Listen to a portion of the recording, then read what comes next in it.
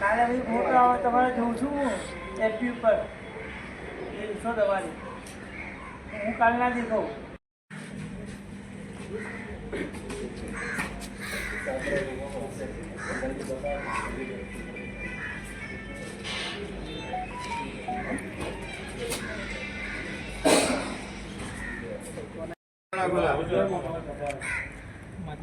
પહેરાયેલા ક્યાંથી હોય વાંધો નહીં, એ તો એમાંય આવવાના નહીં ફેસ. અરે પણ ઉમેશ એમાંય ફેસ નહીં આવે માતા જાય. બોલો કેવા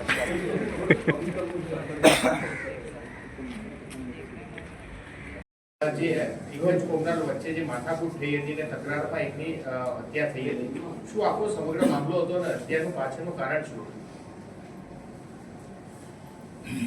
આજથી 2-1 મહિના અગાઉ એક વિડીયો વાયરલ થયો હતો, જેમાં વણઝારા સમાજને લઈને એ વિડીયોમાં કોમેન્ટ કરવામાં આવેલી હતી અને એ અનુસંધાને વણઝારા સમાજના જ બે જૂથ વચ્ચે અંદરો અંદર વોટ્સઅપ ઉપર ઉગ્ર આપલે થયેલી ચેટની અને એ અનુસંધાને ઝઘડો પણ થયો હતો.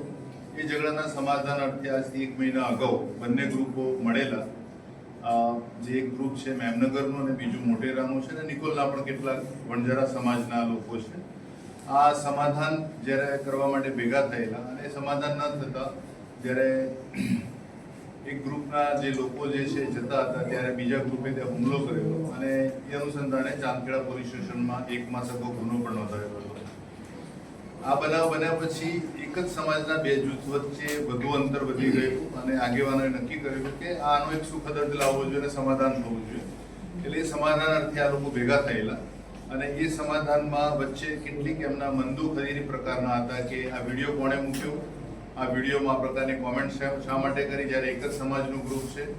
અને બીજું કે જ્યારે દિવાળી પછીના સમયમાં જ્યારે લોકો નવું કામ શરૂ કરતા હોય છે ત્યારે એમની પાસેના જે જેસીબી અને હિટાચી કંપનીના જે મશીન છે એ મશીન ચાલુ કરવા બાબતે ચાલુ નહીં થયેલું અને એક જૂથે બીજા જૂથ પાસે બેટરીની માગણી કરેલી. એ માગણી પણ નકારવામાં આવેલી. એકવાર રામદેવ પીરનો પાઠ રાખવામાં આવેલો તો એ વખતે પણ એ બનાવ અનુસંધાને બોલાચાલી થયેલી અને આ બધાનું એક સુખદ નિરાકરણ લાવવા માટે જ્યારે આ લોકો ભેગા થયેલા તો એ કોમેન્ટ આધારે ફરીથી ઉગ્ર બોલાચાલી થઈ અને ચાંદખેડાનું જે વણઝારાવાસના જૂથ હતું એમાં ગઈકાલ 13/11/2024ના રોજ મેમનગરથી અને નિકોલથી આવેલા એ જ સમાજના લોકો સાથે મારામારી થયેલી અને આ મારામારીમાં સરદારજી ગોપાજી વણઝારા ઈજાના કારણે મૃત્યુ પામેલા અને અન્ય 3 લોકોને ખૂબ જ ગંભીર ઈજા પહોંચેલી. આમાં લગભગ એક જ સમાજના એટલે કે જે મેમનગર અને નિકોલ બાજુના જે વણઝારા સમાજના લોકો છે એમના વિરુદ્ધ ગુનો નોંધવામાં આવેલો. આ બનાવ જે રીતે બનેલો છે એકવાર અગાઉ પણ બન્યો હતો અને બીજી વાર બન્યો, જેમાં ગંભીર પરિણામ આવવાના કારણે ક્રાઇમ બ્રાન્ચની ટીમ દ્વારા આ ગુનાના કામે જે લોકો સ્થળ ઉપરથી જ ભાગી ગયેલા અને પોલીસની પકડથી દૂર હતા એવા 8 આરોપીઓને આ ગુનાના કામે પકડેલા છે. આ આરોપીઓનો સંબંધિત બનાવ જે સંબંધે બન્યો એ વખતના સીસીટીવી ફૂટેજ, જે તે વખતે નજરે જોનાર સાક્ષીઓ અને એ જે ઝઘડો જે પ્રકારે બનેલો હતો એ સીસીટીવીમાં કેદ થયેલો હોવાના કારણે વેરિફિકેશન બાદ આ 8 આરોપીઓને આજરોજ ક્રાઇમ બ્રાન્ચ દ્વારા અટક કરવામાં આવેલા છે અને આગળની વધુ તપાસ અર્થે ચાંદખેડા પોલીસને સોંપવામાં આવેલા છે. સાહેબ, જે ગોપાલની હત્યા થઈ, જે મોત નીપજ્યું, એમાં 8 લોકોમાંથી કોનો રોલ? આજે પકડાયેલા છે આરોપીઓ એમાં જે છે હંસાજી ઉર્ફે હસમુખ, વિષ્ણુજી વણઝારા, મોતીજી વણઝારા, કમલેશ વણઝારા, રણજીત ઉર્ફે ગોટલી, રમેશ ઉર્ફે કાળુ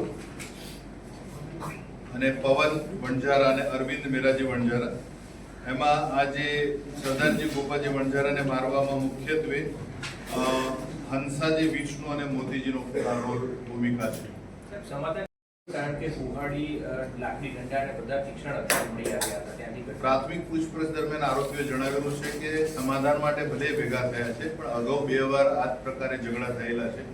જો સમાધાન ન થાય તો સામેવાળાનો જે ઉગ્ર સ્વભાવ છે તો આપણે પણ તૈયારી સાથે આવવું જોઈએ એ રીતે બંને સમૂહના લોકો એમની પાસેના નાના મોટા હથિયારો સાથે આવેલા, લાકડી અને એ પ્રકારની સાહેબ, માંગીલાલના દીકરાની જે અદાવત હતી વિડીયોની સામે સરદારજીનો, કેટલા સમયથી આ લોકોનો વિવાદ હતો અને શું વિડીયોને લઈને આ લોકો સમાધાન કરવા જઈ રહ્યા છે? આ જે એક જ સમાજમાં જે પ્રકારે વિડીયો જે અને વિડીયોના આધારે જે કોમેન્ટ થયેલી, એટલે એ સમાજના 3 જૂથો વચ્ચે અંદરો અંદર વોટ્સઅપના માધ્યમથી જ ઉગ્ર બોલાચાલી ચાલતી હતી અને એ 2 માસ અગાઉનો બનાવ છે.